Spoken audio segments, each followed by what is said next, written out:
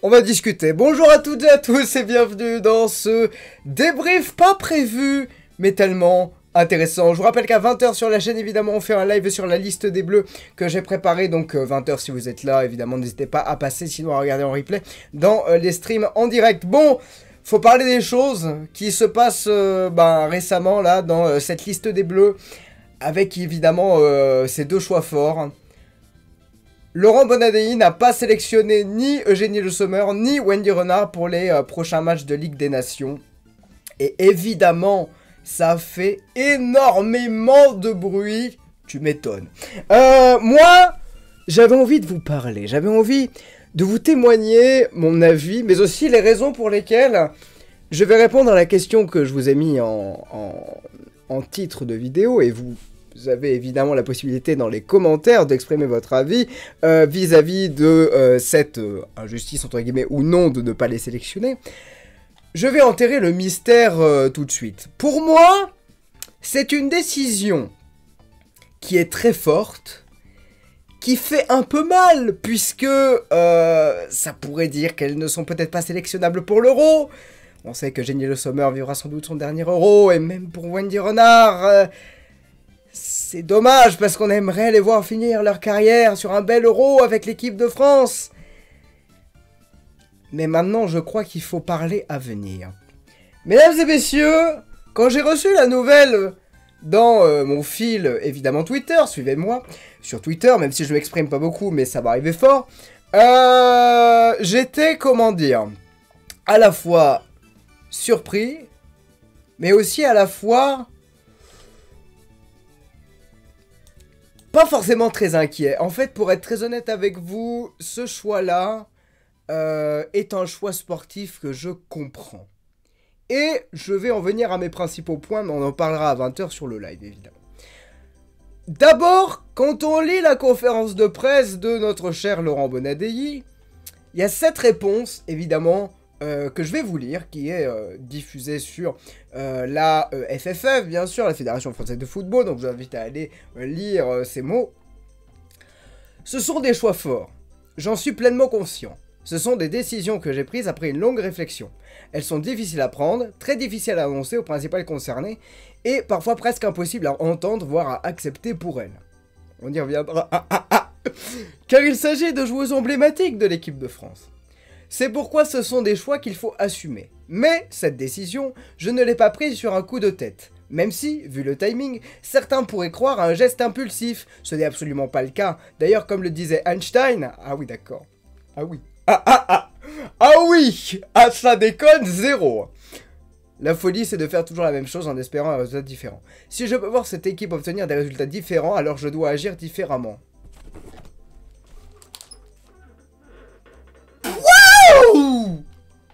Comment ça envoie des missiles?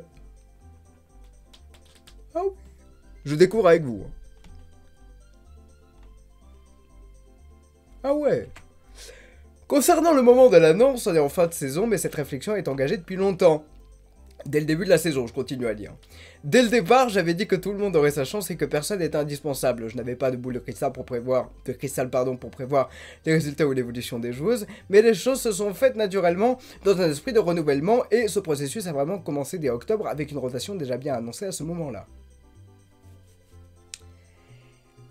Je vais peut-être vous décevoir. Il dit les termes. Il dit les termes. Non, ce n'est pas injuste. Pour moi, cette décision, c'est une bonne décision pour l'avenir de l'équipe de France et je me justifie. Parce que je sais que, premièrement, quand je vous dis que ça m'a fait mal, cette annonce là hier sur les réseaux, repris par les médias, le fait qu'on n'aurait pas Eugénie Le Sommer et Wendy Renard, déjà pour ce rassemblement, mais certainement pas pour l'Euro, même si ça reste évidemment des hypothèses. Ça fait super mal. J'adore ces deux joueuses, évidemment. C'est des joueuses qui nous ont fait découvrir le football féminin, aimer le football féminin, le football tout court, même on pourrait dire. Donc c'est deux joueuses effectivement emblématiques, mais je suis tellement d'accord avec ce que dit Laurent Bonadei dans le sens non pas du fait que A priori, avec ces deux joueuses, bon bah l'équipe de France, voilà, en tout cas, là il marche sur un fil vraiment de funambule, hein. Pour être en mode, alors en fait, je dois changer mes plans parce qu'on gagne rien, pitié. Moi, je vais vous dire, honnêtement, les amis, j'ai envie d'avoir votre avis. Moi, je suis d'accord. Alors, pas d'accord dans la forme, c'est-à-dire que je suis pas forcément d'accord pour, avant même les 2 matchs de Ligue des Nations, où on est quasi sûr, enfin, je crois qu'on est déjà qualifié. Dites-moi en commentaire, j'ai plus, parce que je fais cette vidéo rapidement, donc j'ai plus toutes les idées en tête, mais bon, peut-être que ça aurait valu le coup, parce qu'il reste 4 matchs. 4 matchs, donc 2 de Ligue des Nations et 2 de préparation.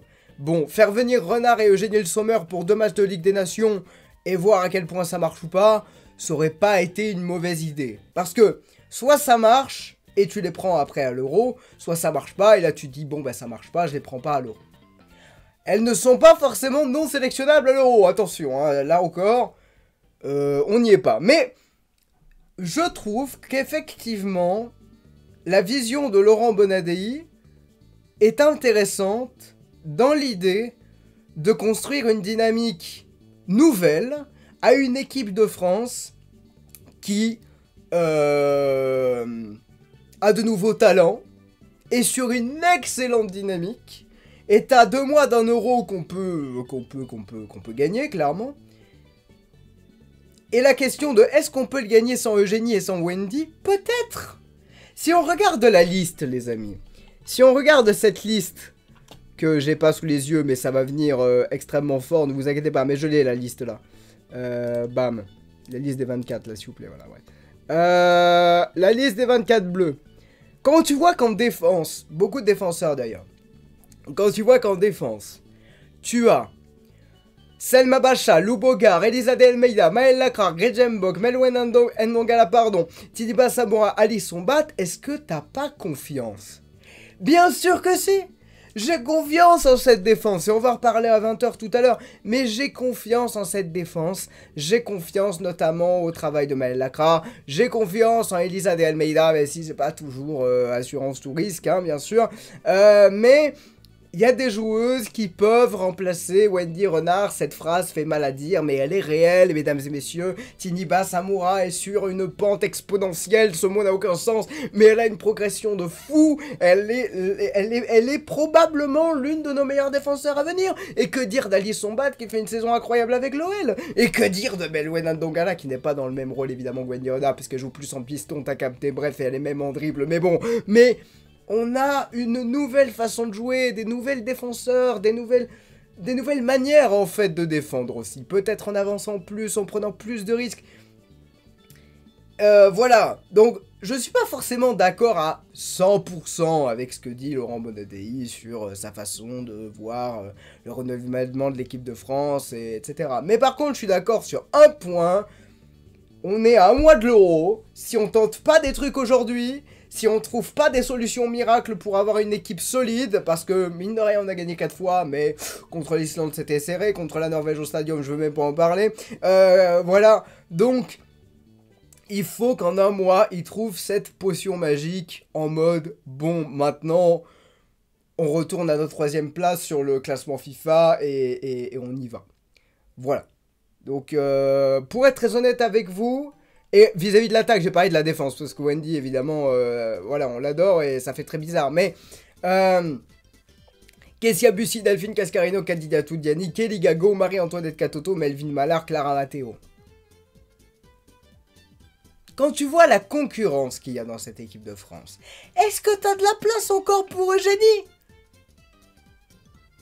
Le cœur dit oui. Le cœur dit oui.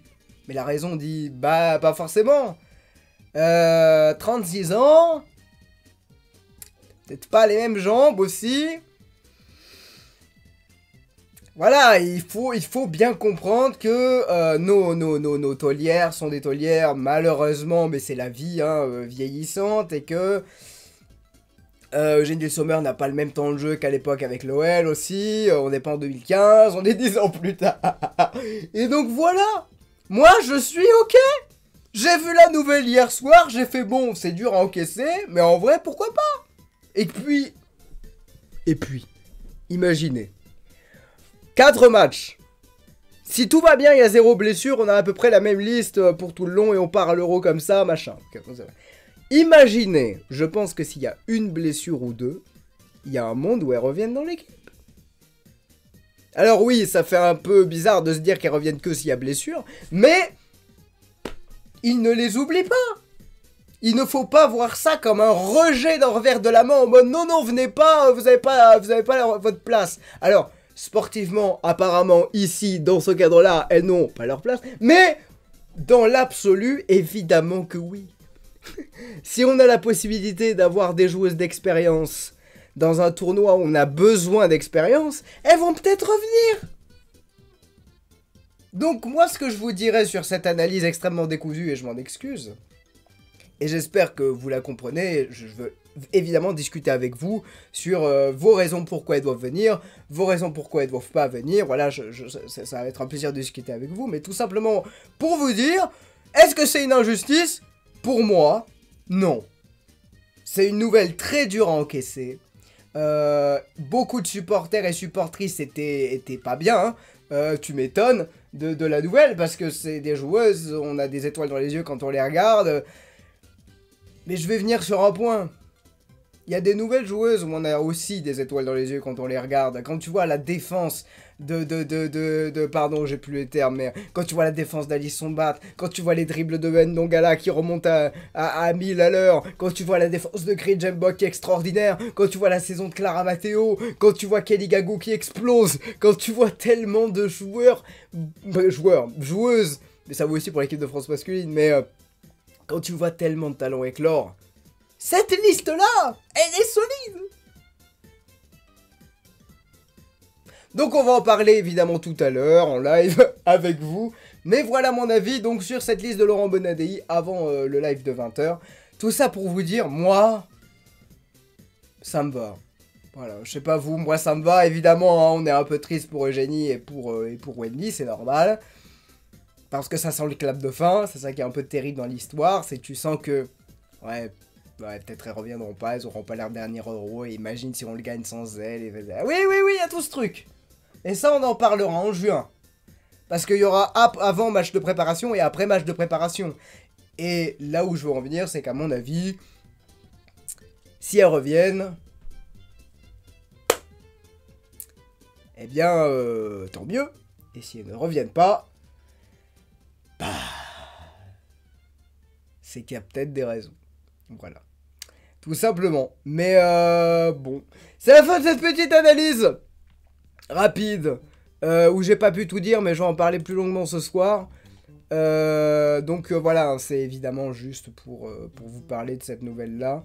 Et vous rendre compte de cette actualité qui m'a surprise, bien sûr. Qui a surpris tout le monde. Mais les choix forts sont des choix intéressants et on va évidemment lire en profondeur la conférence de presse. Là, je vous ai lu que le passage qui concerne évidemment les principales concernées. Cette phrase est très bien construite, t'as vu. Voilà, mais tranquille. J'ai beaucoup de couleurs aujourd'hui. J'ai énormément de couleurs, les amis.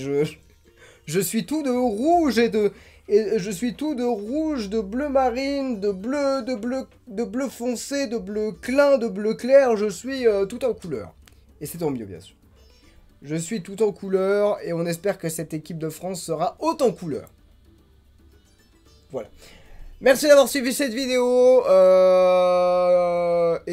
Vive le foot féminin, vive le foot tout court. On se retrouve en live à 20 h. J'en perds mon latin pour discuter avec vous de tout ça. Mais n'hésitez pas à vous abonner, on est presque 1520. Merci pour toutes les personnes qui me suivent. On discute en commentaire dans la cordialité, s'il vous plaît. Merci à tous. Mais vous le faites, vous régalez. A très bientôt. Bonne soirée. Et allez les bleus, évidemment. On va y arriver, je vous promets.